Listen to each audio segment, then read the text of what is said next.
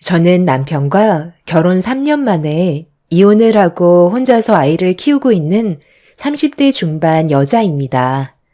그동안 힘든 결혼 생활을 유지해 왔던 건 제 뱃속에 새 생명이 자라고 있어서 가정을 깨는 것보다 제가 좀 더 참고 살아가는 게 현명한 방법이라고 생각을 했었습니다. 하지만 그건 제 착각이었다는 걸 알게 되었고, 결국엔 출산을 한 이후 남편과 이혼을 결정하게 되었어요. 사고를 한두 번 친 것도 아니고 반복되는 문제들로 인해 더 이상 참고 살아갈 수는 없었죠. 그런데 시모는 제가 얼마나 힘든 상황들을 인내하고 있는지 전혀 눈치를 채지 못하고 임신한 저를 함부로 대하셨는데, 그 이유는 시모가 손주를 별로 원하지 않으셨어요.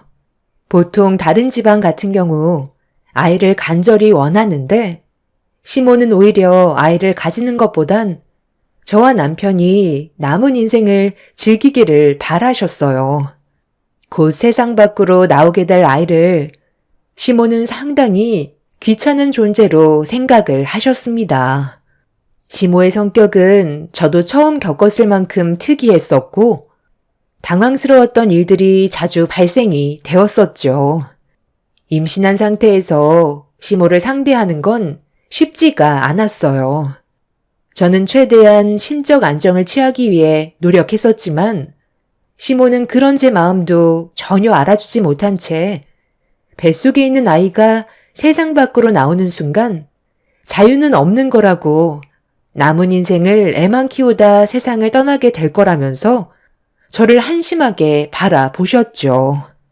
얼굴만 마주하게 되면 자동적으로 들려오는 시모의 불만들은 저에게 많은 스트레스를 가져다 주었고, 남편 하나도 벅찬데 시모까지 한술 더 뜨는 행동들이 결혼 생활을 후회하게 만들었어요.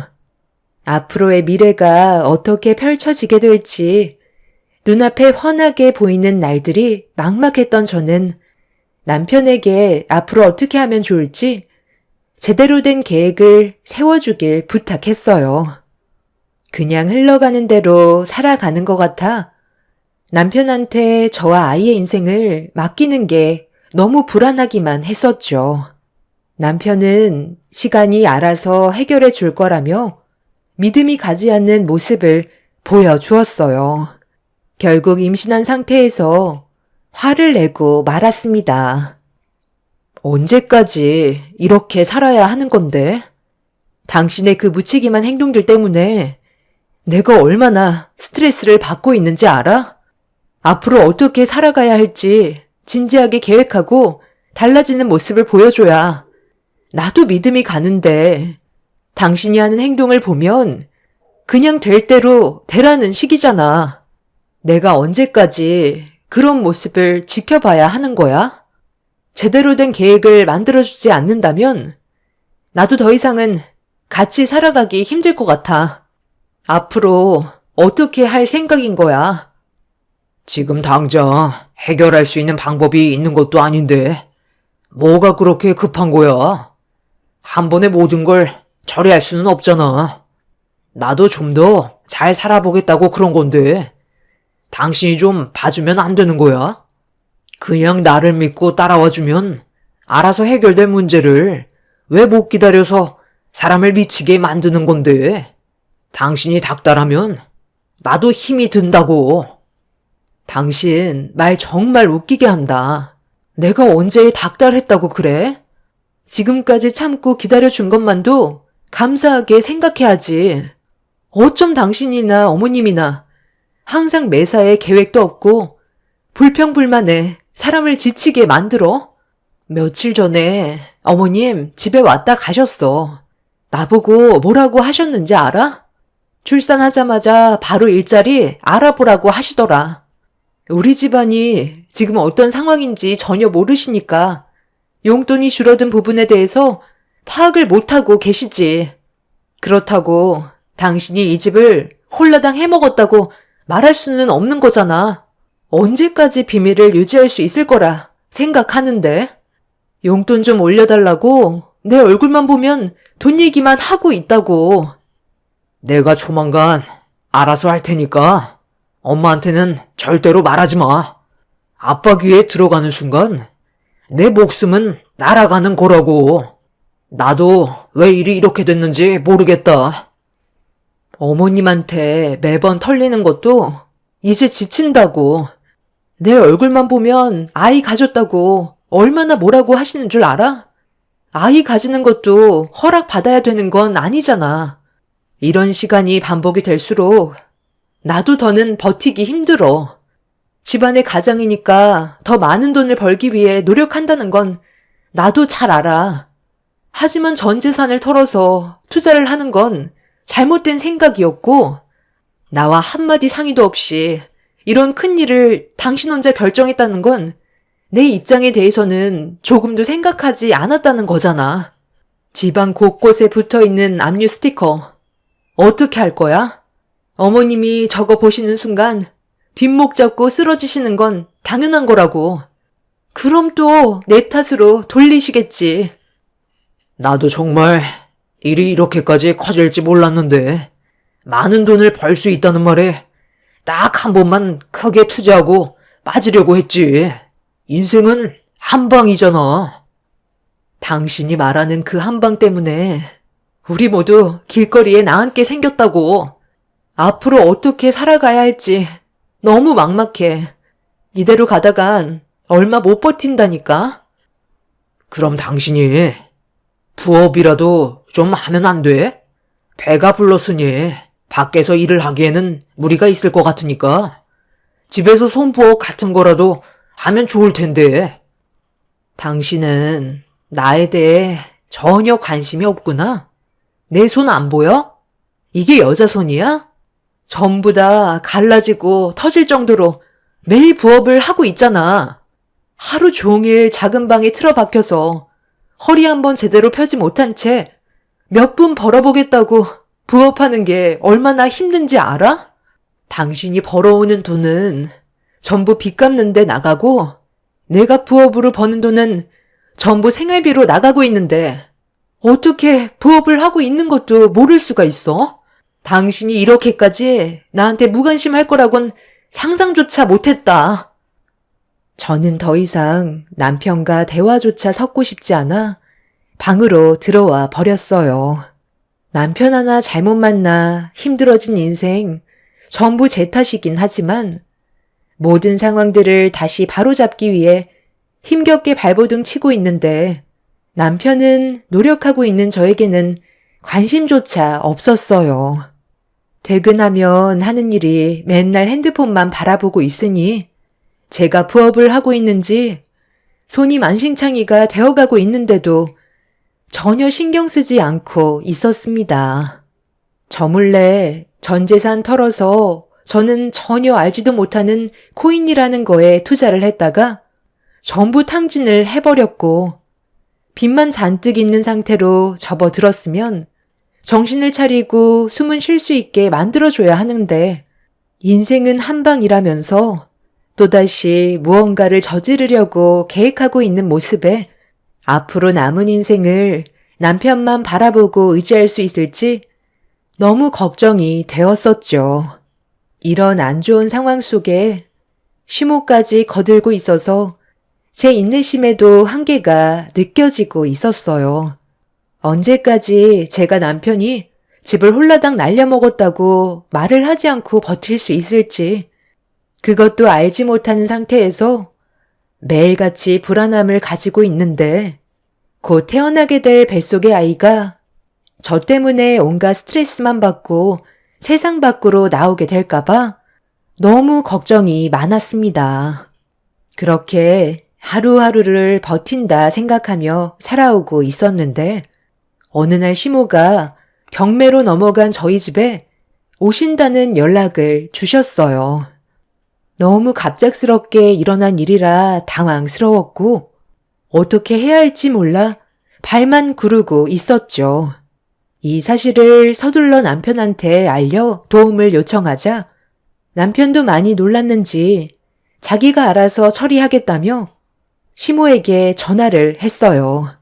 그런데 시모도 한 번 내린 결정을 번복하는 일은 거의 없어서 남편이 말렸는데도 무조건 저희 집에 오실 생각을 가지고 계셨어요. 남편은 무조건 시모를 막아야 한다면서 시부의 귀에 들어가는 건 원하지 않고 있었고 저 또한 안 좋은 상황을 막는 게 좋을 것 같아 고민을 하다가 내린 결정은 현관 비밀번호를 바꾸고 친정집으로 향하는 것밖에는 없었어요. 서둘러 짐을 챙긴 뒤 집 밖으로 나간 다음 택시를 잡아 올라타 시모에게 전화를 걸었습니다. 갑작스러운 진통에 친정집에서 안정을 취해야 할 것 같다고 다음에 오시길 간절히 부탁드렸어요. 너 지금 나가지고 노는 거니? 이제 막 출발했는데 그럼 진통이 왔다고 미리 얘기를 하던가. 뱃속에 있는 아이가 너를 쏙 빼닮았나 보다. 얌전히 있으면 되는 건데 하는 짓이 어쩜 너랑 똑같니? 그럼 내 아들 먹을 음식만 들여놓고 나올 테니까 너는 사돈댁에 가서 몸조리나 하고 있어라. 어머님, 지금 꼭 가셔야 될까요? 제가 현관 비밀번호까지 바꿔놓은 상태라 지금 가셔도 들어가실 수가 없어요. 이따가 그이한테 음식 받아가라고 말해 놓을게요. 뭐? 비밀번호를 바꿔? 그럼 나한테 알려주면 되는 거 아니야? 어려운 것도 아닌데 뭐가 문제인 거야? 비밀번호 문자로 보내주고 오늘 저녁은 아들과 함께 저녁 먹고 들어가도록 하마. 왜 대답이 없니? 내가 내 아들 집에 들어가겠다는 건데 도대체 뭐가 문제인지 모르겠구나. 너희들 나한테 뭐 숨기는 거 있니? 아휴, 그럴 리가요. 어머님 혼자 가시는 게 마음에 걸려서 그렇죠. 일단 제가 그이한테 먼저 전화를 좀 해볼게요. 바로 어머님한테 그이가 연락을 줄 거예요.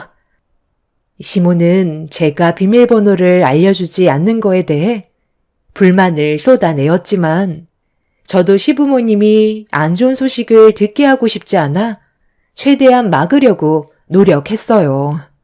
저는 곧바로 남편한테 전화를 걸어 상황 설명을 이어나갔고 남편은 시모에게 전화를 해서 직접 만나 음식을 받아가는 게 최선의 방법인 것 같다는 의견을 주었어요. 그렇게 한 번의 위기를 겨우 넘길 수는 있었지만 언제 또 무슨 일이 벌어질지 몰라 마음을 졸이며 생활을 하고 있었습니다. 남편과 저는 시부의 귀에 들어가지 않게 하기 위해 최대한 조심했어요. 남편이 집을 날려먹었다는 걸 알게 되시는 순간 집안은 폭풍이 휘몰아칠 테고 뼈도 못 추리게 될 게 뻔하기 때문에 더 큰 일이 오기 전에 저희 부부가 사전에 모든 걸 막아야만 했었습니다. 남편은 이대로 방치하다가는 결국 걸리게 될 거라고 생각을 했는지 원래 해서는 안 될 행동이었지만 남편은 중간에서 시모에게 음식을 받아 집으로 들어간 뒤 압류 스티커를 전부 다 뒤로 숨겨놨었어요. 처벌을 받을 수 있다는 걸 알면서도 시부모님이 알지 못하게 조치를 취해 나섰죠. 그렇게 매일 불안한 상황 속에서 지내다 보니 제 몸에도 문제가 생겼고 출산 예정일보다 좀 더 일찍 출산을 하고 말았습니다. 정말 다행이었던 건 주기를 다 채우지 않고 아이가 세상 밖으로 나왔는데도 건강 상태는 나쁘지 않아 관리만 잘해주면 큰 문제는 없었어요. 저는 부모님 집에서 일주일 정도 몸조리를 한 뒤에 부모님의 도움을 받아 집으로 돌아갈 수 있었습니다. 부모님께서도 사업을 하시기 때문에 시간을 계속 뺄 수가 없는 상황이라 부모님 집에서 계속 지내는 것도 한계가 있었어요. 부모님께서도 집이 경매로 넘어간 건 모르고 계셔서 남편과 제가 잘 지내고 있는 줄로만 알고 있었죠. 남편은 시모가 저희 집에 한번 오시려고 했었을 때 불안함을 많이 느꼈는지 경매를 취소하기 위해 퇴근을 한 뒤에 대리운전까지 뛰며 당장이 급한 불부터 끄기 위해 노력을 하고 있었습니다. 발등에 불이 떨어지고 나서야 남편이 정신을 차린 것 같아 한 고기만 넘기면 숨통이 트일 줄 알았어요. 저도 육아에만 집중을 할 수는 없어서 집에서 할 수 있는 또 다른 일들을 찾아보았고, 저희 부부는 주어진 환경 속에서 최선을 다해 살아가고 있었어요. 하지만 이제 막 세상 밖으로 나온 아이는 저에게 많은 시간을 허용해 주지 않았습니다. 제대로 된 생활 자체가 불가능했었고, 잠 한숨 잘 수 없을 정도로 아이한테서 손을 뗄 수가 없었어요. 체력은 이미 바닥이 난 상태라 이를 알아보기에는 어려움이 많았습니다. 여러 가지로 힘겨운 날들이 계속해서 이어져 가고 있던 어느 날, 평소에는 집에 오시기 전에 항상 연락을 주셨는데, 그날은 저에게 전화 한 통 없이 오셔서 아무런 준비도 없이 문을 열어드려야만 했어요. 몸도 전부 회복이 되지 않은 상태에서 육아에 지쳐 있다 보니 갑자기 찾아오신 시모를 제대로 챙겨드리기는 어려움이 있었어요. 너 아주 반쪽이 됐구나. 내가 뭐라고 그랬어? 아이를 가지는 순간부턴 인생을 말아먹는다고 했었지? 이제야 내 말에 조금은 공감이 가니? 힘들기는 하지만 그래도 웃는 날이 더 많은 것 같아요. 저는 아이를 가진 거에 대해 후회를 해본 적이 없어요. 그런데 무슨 일 때문에 오신 거예요? 무슨 일 때문에 왔겠어? 너도 이제 복직할 준비해야 되지 않겠니? 언제까지 집에만 박혀 있을 수는 없잖아. 요즘에 돌봐주는 도우미 아줌마도 많다더만. 그거 이용하면 되잖니? 사돈댁 분들은 사업을 하시니 시간이 나질 않고, 나도 이 나이 먹고 애 봐줄 생각 전혀 없으니까 서둘러 도우미 좀 알아봐라. 저 출산한 지 이제 일주일 넘어가고 있어요. 몸도 회복이 아직 덜 됐는데 복직이라는 건 무리가 있는 것 같아요. 아이가 우선이지 일이 우선은 아니잖아요. 돈이 부족해서 그래. 내 아들이 요즘 용돈까지 끊어버렸는데 이유는 말도 안 해주고 아이한테 들어갈 돈이 많다는 말만 하는데 그건 핑계인 것 같고, 도대체 왜 내 용돈을 끊어버린 거야? 줄이는 것도 아니고 아이의 돈줄을 끊는 건 너무하다고 생각되지 않니? 내가 용돈을 다시 받으려면 네가 복직하는 수밖에 없지. 당분간 일할 생각은 없어요. 지금 시기에는 아이한테만 집중을 하고 싶어요. 아버님께서 일하시는데 직접 달라고 하시는 건 안 되는 거예요? 아유, 그 꽉 막힌 인간이 나한테 용돈을 주겠니? 세상 떠나기 전까지 절대로 자기 지갑 열지 않을 사람이다. 생활비 빼곤 용돈은 아예 주지도 않는다고.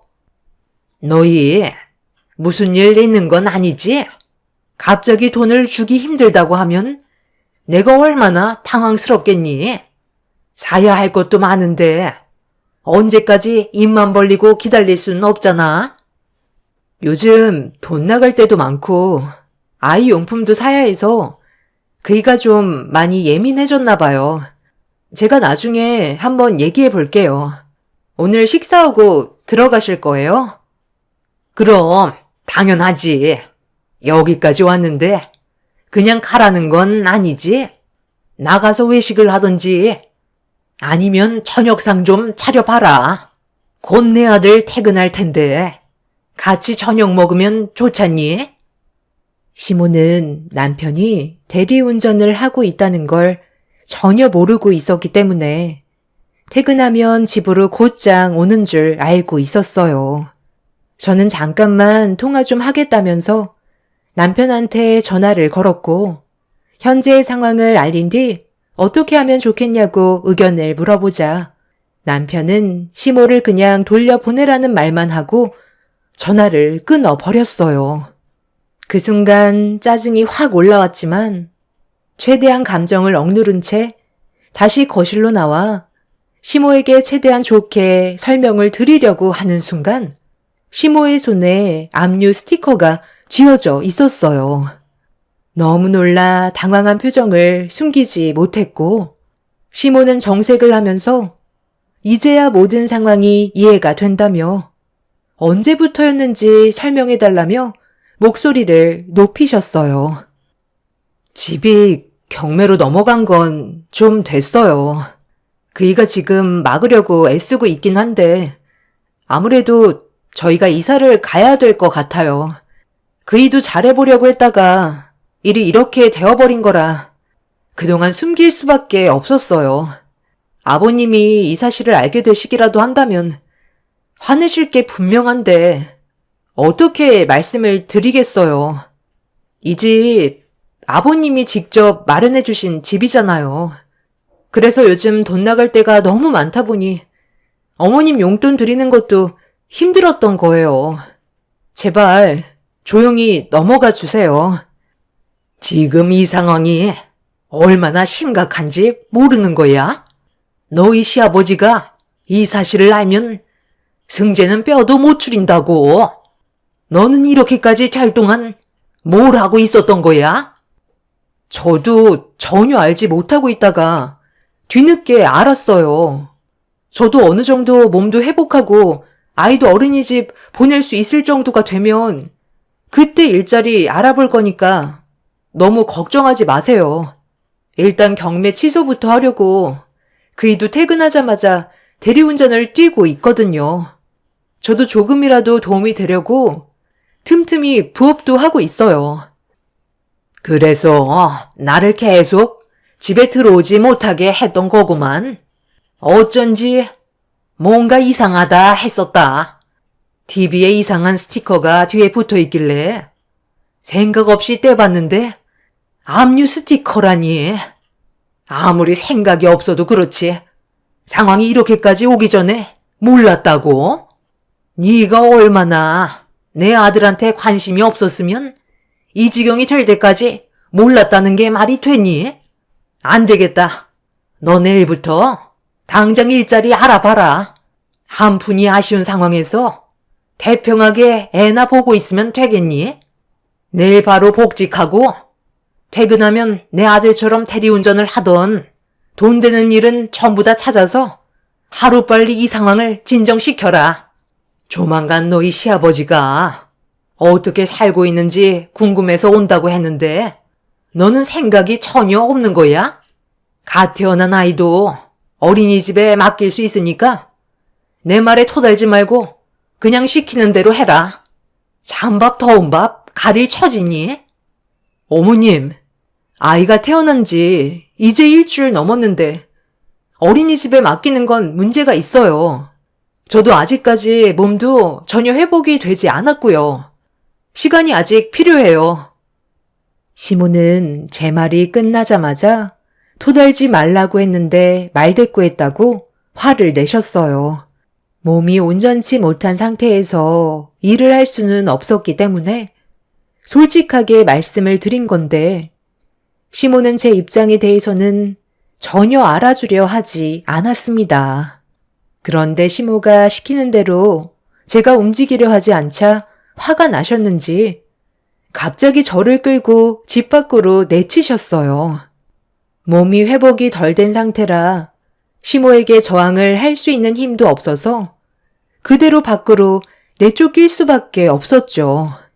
시모의 갑작스러운 돌발 행동에 당황한 저는 신발도 신지 못한 상태로 밖으로 내쳐져 기분이 좋지 않았고 저도 그동안 정말 많이 참고 살았던 터라 결국 감정이 터지고 말았습니다. 그이가 전 재산을 탕진해버린 건데 제가 왜 아이도 돌보지 못하고 돈을 벌어야 하는 건데요. 어머님 아들이니까 어머님이 책임을 지셔야 하는 게 맞는 거죠. 저와 의논도 하지 않고 혼자서 독단적으로 행동을 해버린 바람에 저도 얼마나 당황스러웠는지 아세요? 지금 그이랑 살아주는 것도 감사하게 생각하셔야 되는 거라고요. 어머님 아들이 이 집을 홀라당 날려먹었는데 왜 제가 뒤처리를 해야 되는 건데요? 저희가 부부라서요? 저한테 한마디도 상의하지 않고 멋대로 행동한 그 사람이 잘못한 걸 저는 받아들일 수 없어요. 어머님은 손자가 태어났는데도 짐스럽게만 보시고 저희 부부가 어려운 상황에 놓여 있다는 거 전부 다 알게 되셨으면서 도와주실 마음도 없으시잖아요. 오로지 용돈만 바라시는 어머님과도 인연 끊는 게 훨씬 더 행복한 삶을 살 수 있을 것 같네요. 그래서 끝까지 고집 부리겠다는 거니? 네가 얼마나 형편없이 내조를 했으면 내 아들이 그런 결정을 내렸겠어? 다시 한번 말하지만 내 아들 집에서 살려면 월 300 벌어와라. 그래야 내 용돈 맞춰주고 빚도 갚을 수 있을 거 아니야. 아니면 사돈어른께 이 사실을 알려서 금전적으로 도움을 좀 받아보든지 해라. 그이가 펑크 낸 걸 왜 저희 부모님이 떼워줘야 하는 건데요? 저는 그럴 마음 전혀 없는데요. 깨진 항아리에 뭐하러 물을 부어요. 본인이 저지른 일 알아서 처리하게 놔둬야 정신을 차리고 다음부터 쓸데없는 짓을 하지 않겠죠.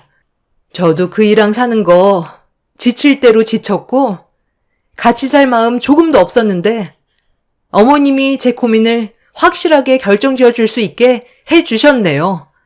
저 그이랑 이혼하고 어머님과도 인연 끊겠습니다.